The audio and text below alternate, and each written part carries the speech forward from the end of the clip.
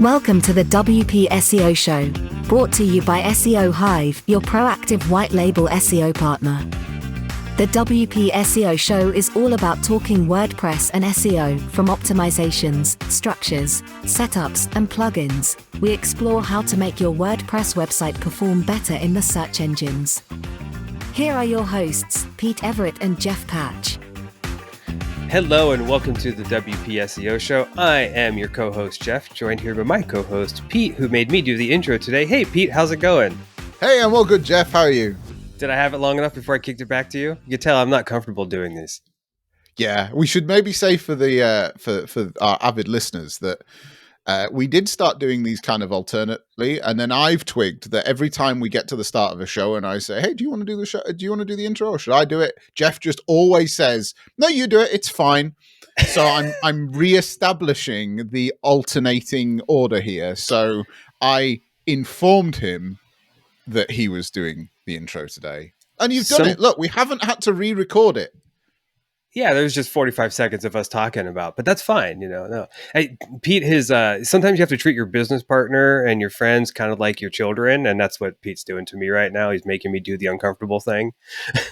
Yeah, absolutely. Putting me out there. Look, you're either going to sink or swim, and I know you're not going to sink. It's just you need a bit more confidence with these things.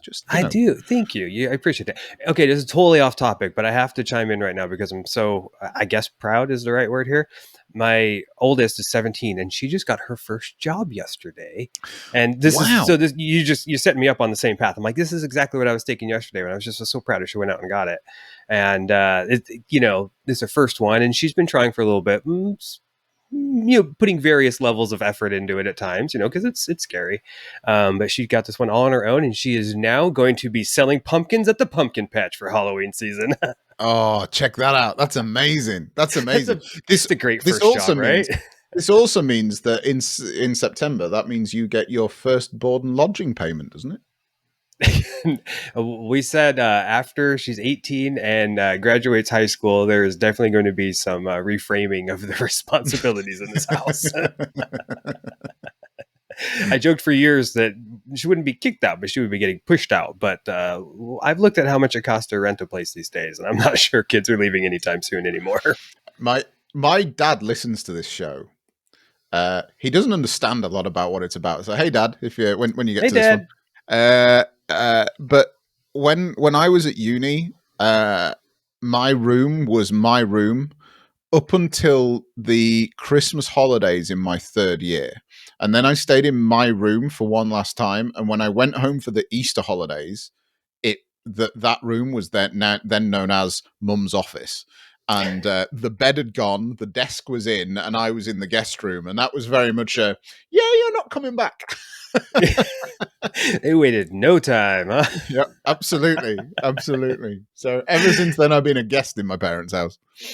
When I moved out, I was 18 and graduated high school. I moved out, and then my parents sold that house and just packed up all the stuff because I left behind so much stuff. But they just conveniently decided to move to another house, and so they pretty much packed my stuff up and either sold it or threw it away. I've never seen any of my baseball cards from my youth or anything. Well, there we go. Thanks. There we go. Well, actually, this discussion, because this really wasn't planned. You see, you can do intros. This is it. An intro is, trying to do something that's a little bit kind of off on a tangent to the main topic, but that can segue nicely. And we can segue here because we're actually talking about human usability a bit today. What we're now talking about is how your parents made their house non-human usable for you. By selling it. I suppose by definition that would be correct. See how I did that? It's like seamless. True professionals here, everybody. True professionals. Can you tell yet? Good, we can't.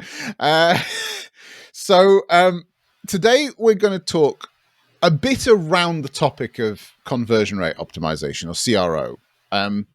And the key thing to mention right at the top of this show is that neither me or Jeff are professing to be CRO specialists. No.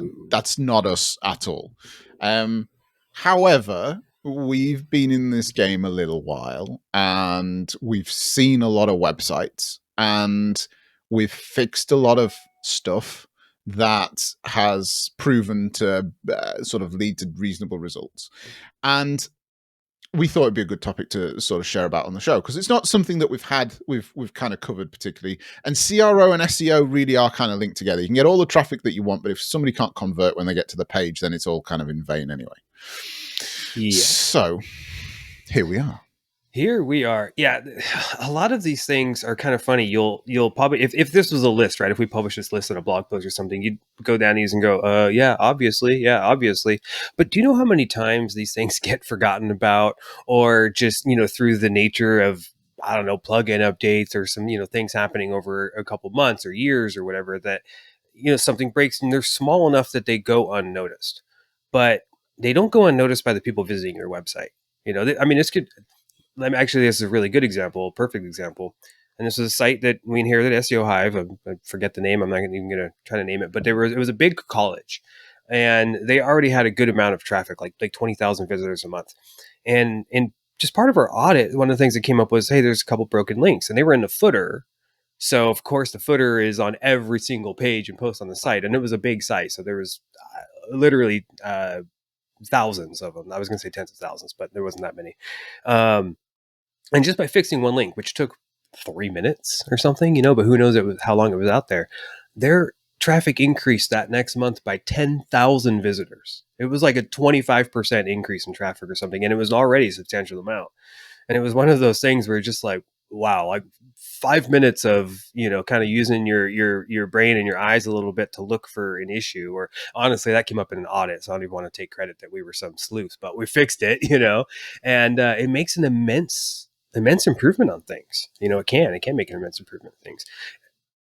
Absolutely. Well, I had a site. This is no word of a lie. Last week, new client site, a new client to us. They'd had a site built within kind of the last year, 18 months, by a freelancer that lived locally to them. Elementor site that had some of its own challenges, but the key thing was they came to me and they said, look, we've basically had 0 inquiries since this site went live. So the first thing I did was went to try and submit an inquiry form, and the form didn't work. So that was why they hadn't got any inquiries through their website, because nobody could submit the flipping thing. And that's probably the most common one, honestly. I don't think I'm exaggerating when I say probably 80% of websites that we inherit for like maintenance or care, for redesign, their contact forms don't work. Like the vast majority of them, their contact forms don't work, whether the form's broken or an email issue or something like that. But most of them, it's like, how long have you been trying to have customers contact you? I'm so sorry. And this kind of gets right down to the crux of what CRO is, conversion rate optimization is, which is, how easy is it for a user that doesn't know this website to take the desired action on the site that's going to help the user get the outcome that they want, and for the business to get the lead or the sale or whatever the conversion metric is at the other side. In its most basic form, that's exactly what CRO is. And it's just a shame that so many people don't view websites quite with that level of simplicity. Yeah.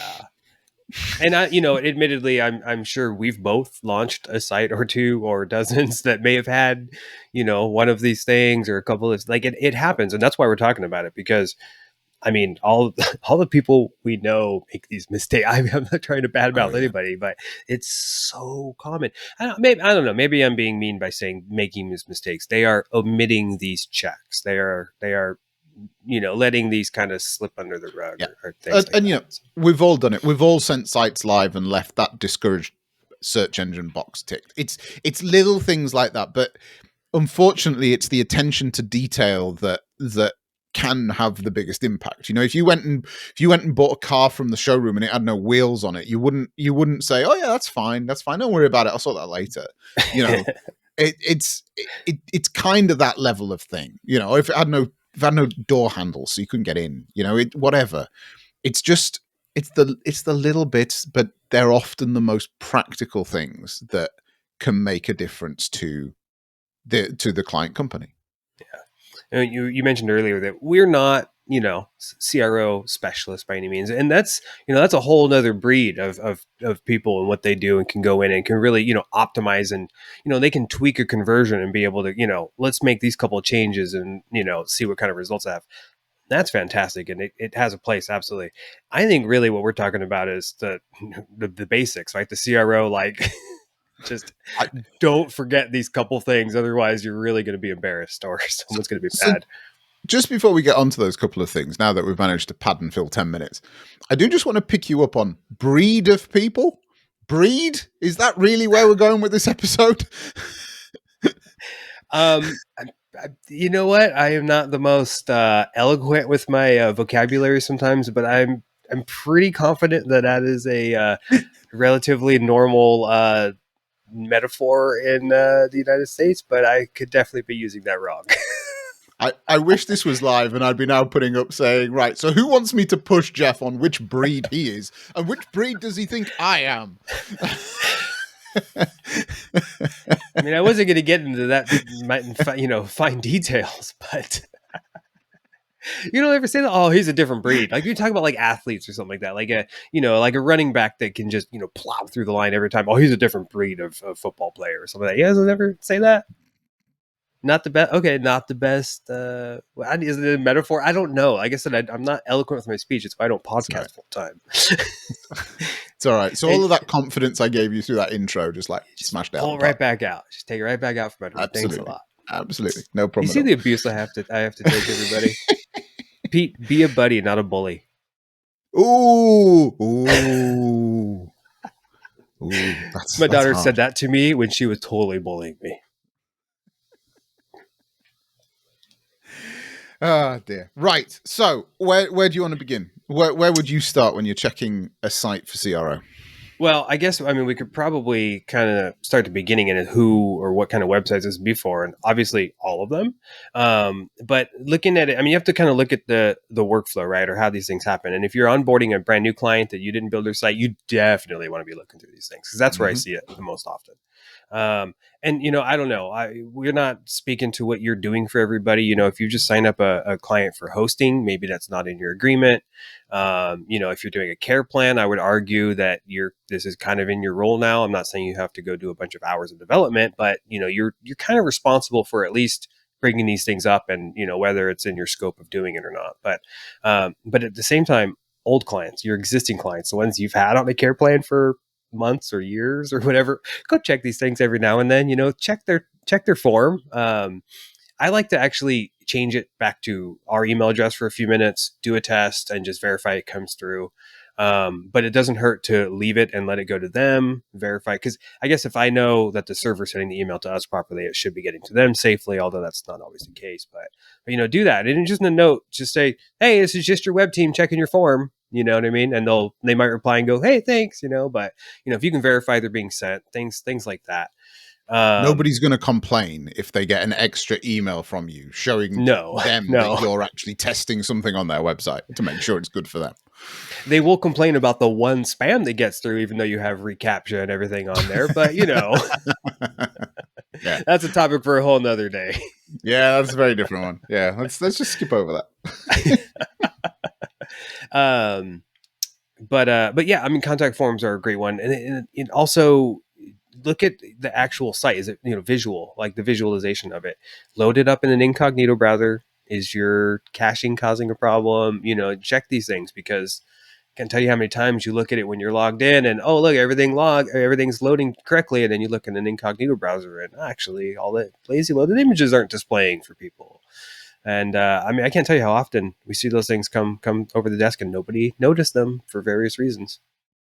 And, a similar thing with the contact form goes for an e-commerce site. I'm not necessarily suggesting that you go and put a payment through to make sure it's going in there, but just go and check some orders. Have they taken orders and the payments have gone through okay in the last 2 or 3 days?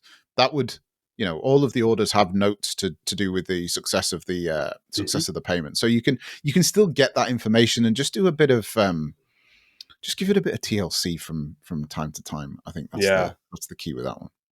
Yeah, I'm just talking a lot of usability, but these things can be, they can make the needle move as far as finances too. It could be about checkouts. It could be about, new leads. It's not all about broken images and how people can browse the site, but these are all the things that people need to do on there. And if these, things aren't connected properly or aren't functioning, or there's broken links, and it's a frustrating experience for users. And what they do is they close the tab and they move on. Absolutely. Now, depending on how the website's structured, if the website uses particular conversion pages or squeeze pages, they might be called, in order to generate leads, in order to funnel traffic through particular gateways, then you can also look at the Google Analytics and see things like the bounce rate, the exit rate on those pages as well. This is now maybe making this job, like putting another layer into this job for you, because now you've got to go and open up Google Analytics and find their account and make sure that the trackings, find the page that's been tracked and all that kind of stuff. But that can also indicate whether actually when people get to a page, whether they actually know what to do or not. Yeah, if everybody closes the tab on a certain page, there's something wrong with that page. Maybe it's the content, maybe it's functional, but there's probably a reason. And you know what? It could be as simple. This is a little more on the nose with CRO, but it could be as simple as: is there a call to action missing? Did we write all this stuff and tell them this story, then not simply ask them to contact us or to purchase or you fill out whatever it is? Sometimes it's just real basic like that. Yeah, or look at the devices that are being used. If you've got a page that's really quite long, quite long anyway, but then the 85% of the traffic's coming in on mobile, then that page is going to be like Herculean kind of scrolling in order to get to the call to action that's at the bottom. So maybe you need some jump links, maybe you need some extra buttons higher up, maybe you need to include the call to action further up, or the form or whatever it is further up the page, in order to make it far more obvious to users on mobile, because that's what the vast majority of traffic is. Yeah. So, there's loads and loads of connotations to this. We would bet our bottom dollar that the vast majority of people listening to this podcast either have never checked these things or haven't checked these things since a site maybe went live. And that could be a year, 18 months, 2 years ago. Yeah. So please go do it. It happens. It happens. And these things, I don't want to sound opportunistic, but if you find some of these things and you're like, hey, dear client, look what I just found out, you're going to look like a dang hero. Yeah. I literally had the call before this call to record this episode. I've been doing some fractional work with a company in the States, and they use HubSpot for all of their lead gen stuff. And literally, we were clicking through the website, and there's the short code for the HubSpot form. The form's not loading. The plugin get deactivated, or is it old? Or no, they. I don't know what they did. They fixed it. They did something, but my job was to tell them it was It was busted. That was it. So there you go. The old phantom short codes.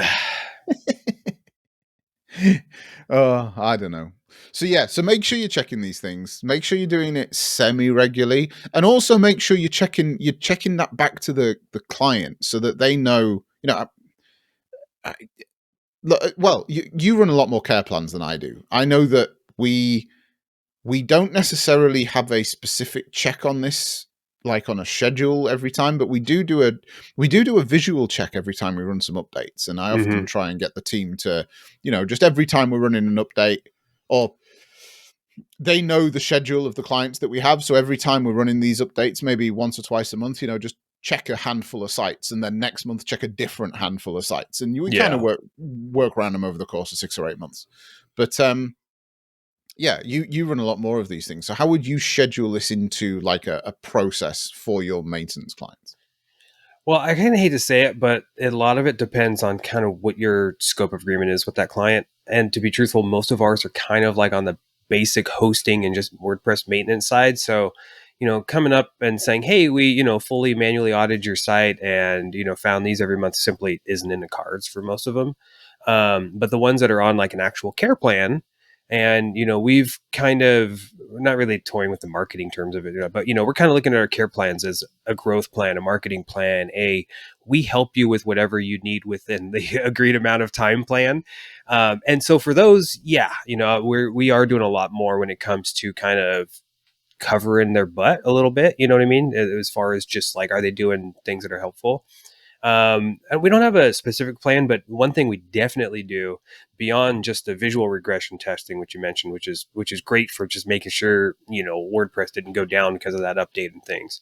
But when we do an update around, for example, WooCommerce, whether it's one of their add-ons or WooCommerce itself, we're going to go kind of test those things out. And again, it's like you mentioned, we may not do a full test transaction, but we're going to go to the checkout, make sure it's coming up, that it's at least taking or willing to take our credit card. Because the first thing I've seen is, oh, you don't have a processor. Those things always fail on WooCommerce, and that's a real obvious one. And that's why no one's filling it out.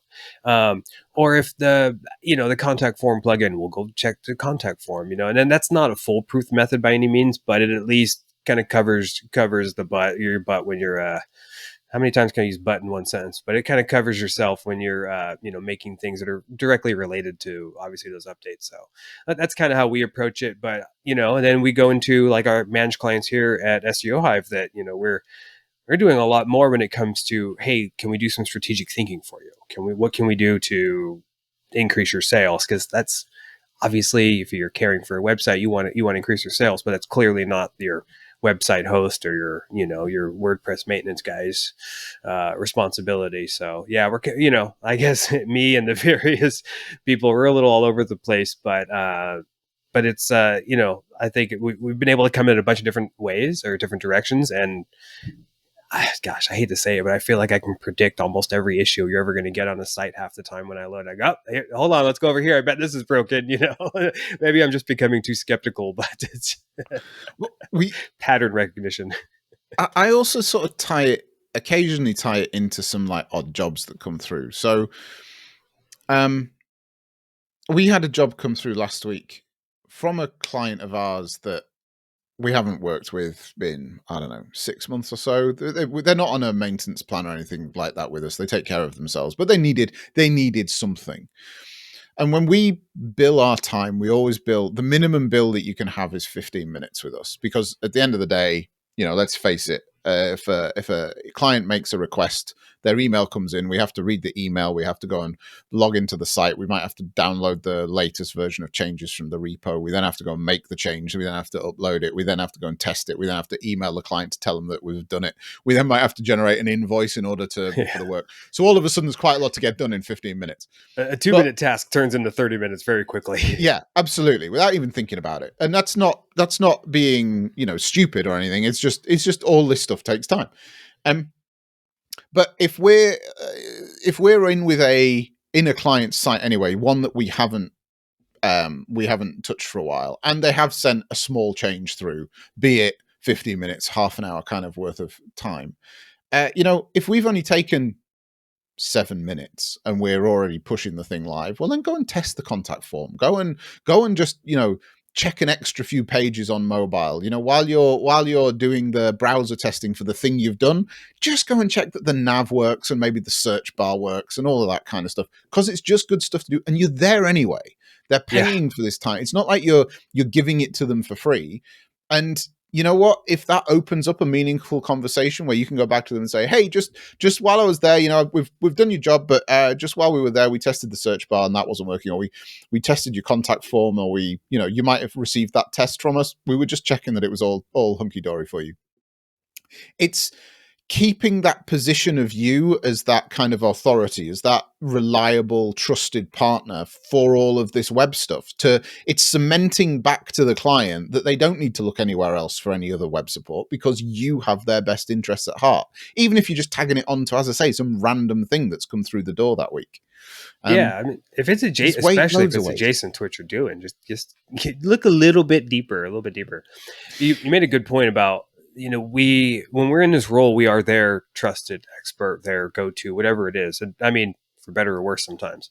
But like just this last week, I had one of our clients go, "Hey, so we got this thing about this domain in our GoDaddy account." Well, I don't manage your GoDaddy account. They're like, "You don't manage your GoDaddy account?" And I'm like, you're a company with like 50 locations and like 200 domains in there, and we manage one website for you. No, we don't manage your GoDaddy account.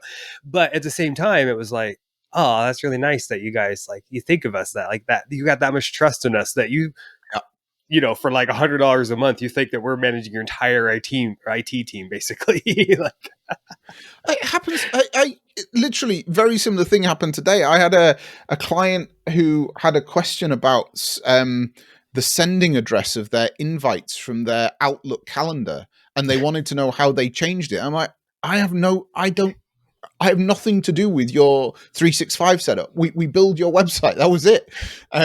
But they think of me that way. It's computer related, so Pete must know about it. yeah. So great. I kind of don't want to share this one, but I had somebody actually book a paid meeting a couple of weeks ago and didn't tell me why for any reason. And I tried to get an agenda ahead of time so I can, be prepared and make sure to help them with whatever it is they really need help. And it turns out they needed to learn how to upload PSD files, which turned into teaching them how to save for web. Right. Yeah. But it's just one of those.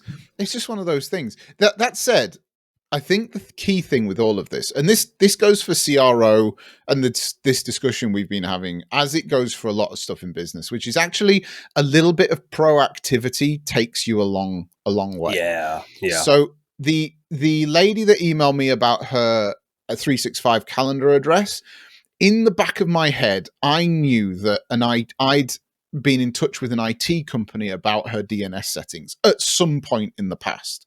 So a quick search on my email meant that I could say, look, that's not really our scope. I think it's probably to do with the fact that your info address is a forwarding thing, but I can't confirm that. We don't look after that. But I know I have been in touch with XYZ other company about changes to your domain name. They're your IT company and they probably look after this. So that'd be the next place to go. And, don't just...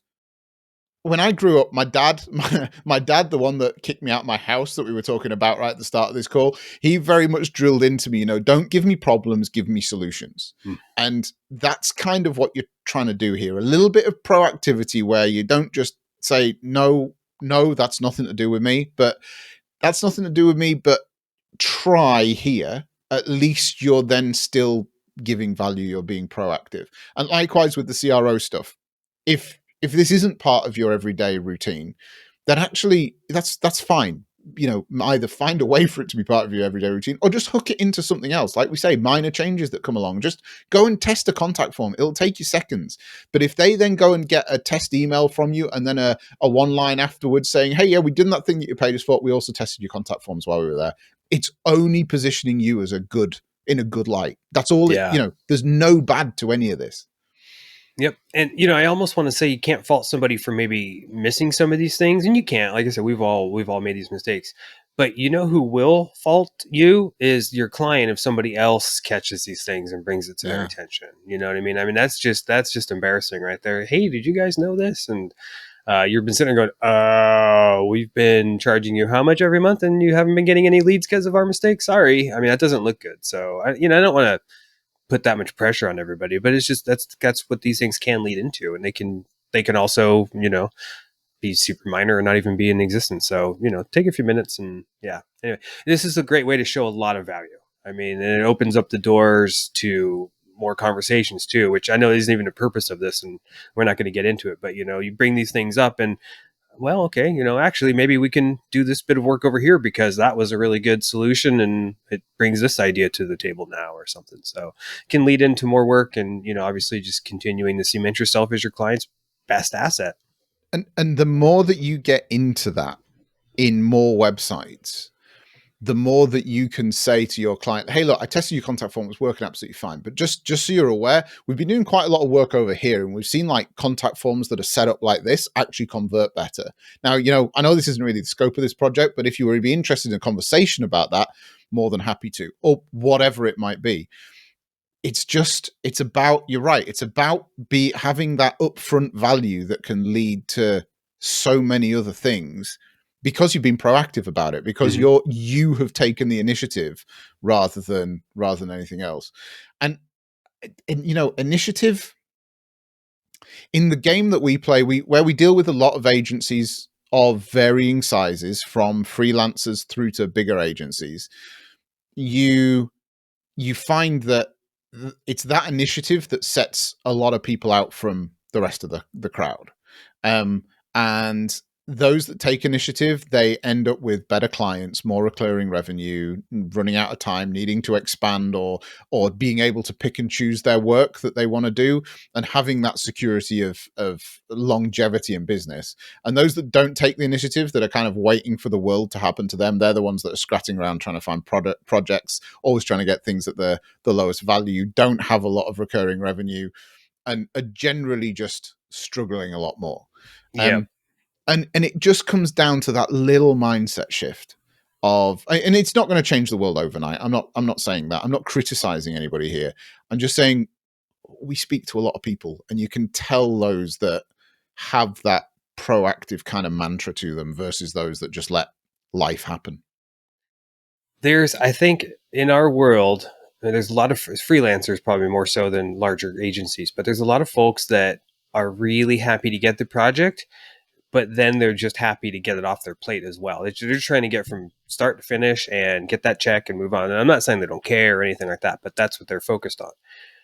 If you are focused on the client and keeping them long-term, even if it's just a hosting plan or something like that, you can be their best friend and you can be there for them when they need those things. So I always look at it long-term. I'm happy to take that project and, make a couple $1,000s off the bat, but I'd much rather have that client on, even though it's something low, like $100 a month, and continue to be there for them over time and let that evolve and, everything like that. So I think a lot of people are just focused on turning the projects around, and that's where these type of things get missed all the time. How many conversations we see where, we finished the site and here you go. Here's the backup. Go ahead and launch it on your hosting now. And, Bob the plumber is like, what? That's what I'm paying you for. I don't have to do all that stuff. Not Bob the plumber again. Yeah, he's doing good. He got over COVID and he's back in action. He's been mentioned more times than Kyle Van Dusen. I'm sure he might have. We should do an audit and find out. That would really hurt Kyle's feelings. Well, Kyle's just been mentioned. Sorry, again, Kyle. So that'll keep the feels going. So look, I heard Bob the plumber's a Dallas Cowboys fan, though. Only Kyle's going to appreciate that. Look, we don't often do like a rallying call on this show. So why don't we bring this episode into land with one, which is go right now, unless you're driving, listening to this. Yeah. But go, if you don't do this stuff naturally, go and put an appointment in your diary for some point in the next week for 30 minutes. And in that 30 minutes, I want you to think about how you can start being a bit more proactive with your customers. That might mean that you need a list. I don't want you to go every week to round every customer, because that could be insane if you've got hundreds of them. But, that might mean that you need a list of your customers. And every week while you have a coffee, you spend 20 or 30 minutes going and checking out 5 of them a week. And every so often you'll get round the entire list all the time. Go and do some CRO checks, go and check in with the client, just go and say hi. Unless they're a client you really don't want to work with again, if those clients you want to position yourselves as the trusted advisor, go and just make a plan for how you can systematize that a little bit, just with a little bit of time investment. And let's try and get some proactive agencies listening to this show. And I'd love to know if anything comes to fruition of that. So if you get any positivity at all from doing some of those actions, email us hello@seohive.co. And we'd love to hear those stories. Yeah, that'd be great. I think that we kind of focus more on the kind of the problems and fixing those type of things. But as we said, this is something that can really allow you to be in a position to show them a lot of value and make some big moves and big changes and stuff. So just tell us some of those positive things that you found or come up with or, have ideas about. That'd be great. Cool. Right. Well, it shows that when we start a podcast that is talking about broken forms and which clients you should be worrying about this stuff for, we actually get onto something meaningful. So I hope you've really enjoyed the show and got something out of it. Show notes for this episode will be linked somewhere. Go and find them if you need them. We hope we can see you in the next show. See you later. The WP SEO show is brought to you by SEO Hive, your agency's proactive white label SEO partner. We understand that finding a reliable SEO supplier is key to ensuring you build stable monthly recurring revenue into your digital agency. At SEO Hive, we have a suite of products that will help you sell, scale and deliver your monthly SEO retainers, from our scout reports and one-off technical boosters, to our flagship local SEO and honeypot plans, all of which have clear pricing and monthly deliverables. If you want to explore how SEO Hive can help your agency deliver high-quality and reliable SEO agreements for your clients, you can find more information at seohive.co and schedule a call to discuss the next steps.